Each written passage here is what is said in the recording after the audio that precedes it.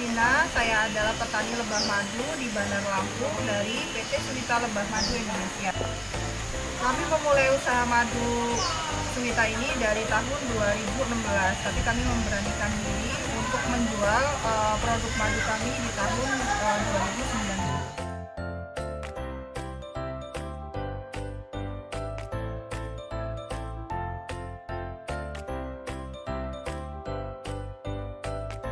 Jenis lebah madu yang kami budidaya di Suwita ada beberapa jenis, salah satunya yaitu lebah madu trigona, lebah madu apis mellifera, dan lebah madu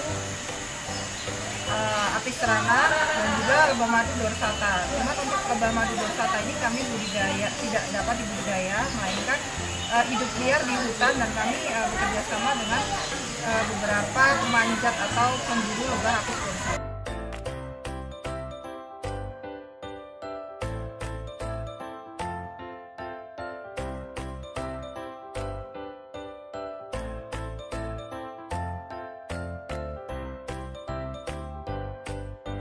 Produk best seller di madu Suwita adalah jenis lebah madu trigona atau lebah tanpa sengat, atau sering orang-orang mengenalnya dengan lebah penghasil pokok.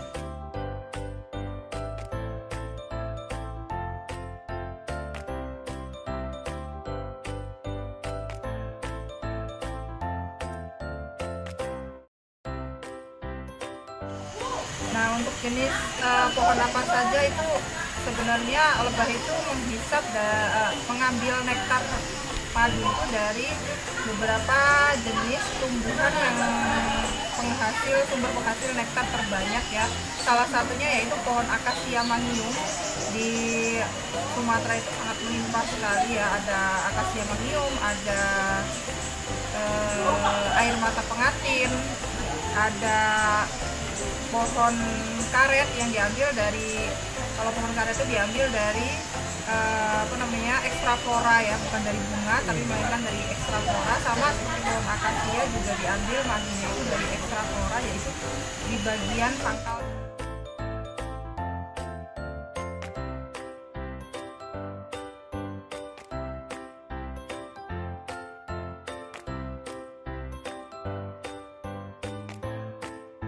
Di Suwita dari jenis trigona itu ada sekitaran 300 koloni yang tersebar di seluruh provinsi Lampung. Salah satunya ya di sini di Batu Kutub, kemudian di lahan Universitas Citera. Untuk jenis trigona madunya dipanen setiap 40 hari sekali.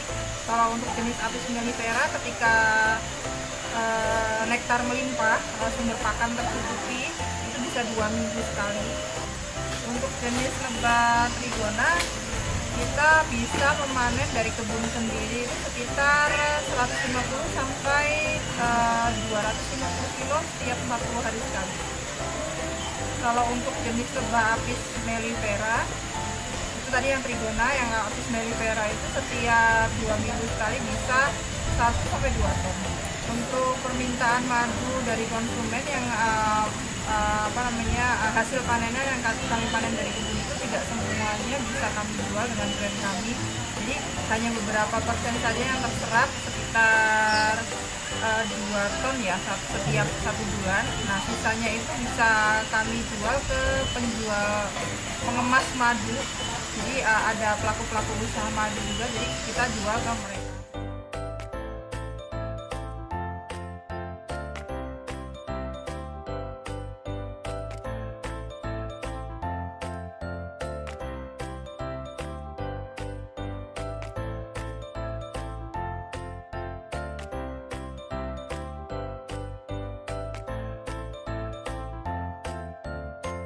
Madu Suwita ini masih terus meningkatkan kualitasnya ya Mas. Jadi kita sebelum ekspor itu kan nggak mudah, mau memulai ekspor itu harus ada, kalau untuk produk madu ini kan harus layak sertifikasinya, dari kualitasnya juga memang harus benar-benar dipersiapkan.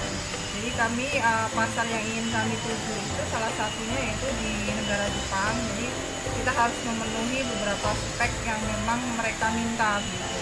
Untuk jenis madunya yang akan kita tawarkan ke luar negeri itu adalah jenis lebah trigona, lebah madu.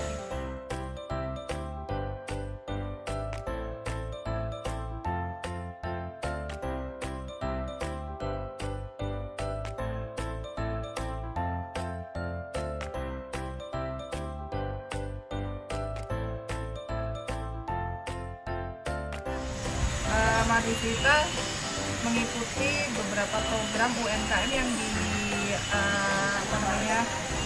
dilaksanakan oleh instansi di Kota Bandar Lampung maupun provinsi. Salah satunya yaitu program Bangga Buatan Indonesia, Mas. Kita bisa lebih banyak dikenal masyarakat lebih luas, dan untuk sisi manfaat yang lainnya yaitu kita kan sama mereka tuh diajarkan untuk bagaimana cara scale up usaha ya. Jadi digital marketingnya kita lebih dikenal lebih luas.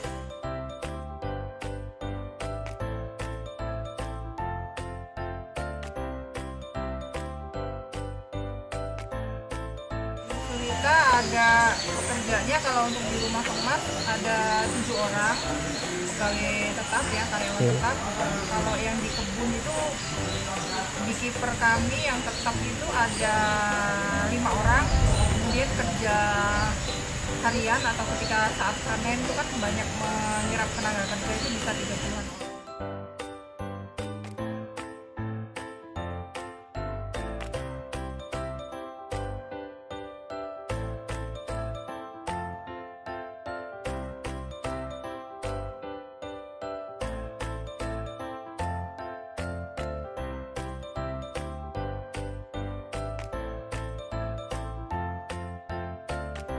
Dukanya banyak, Mas. Jadi kita memulai usaha ini tidak langsung berdiri sukses begitu ya.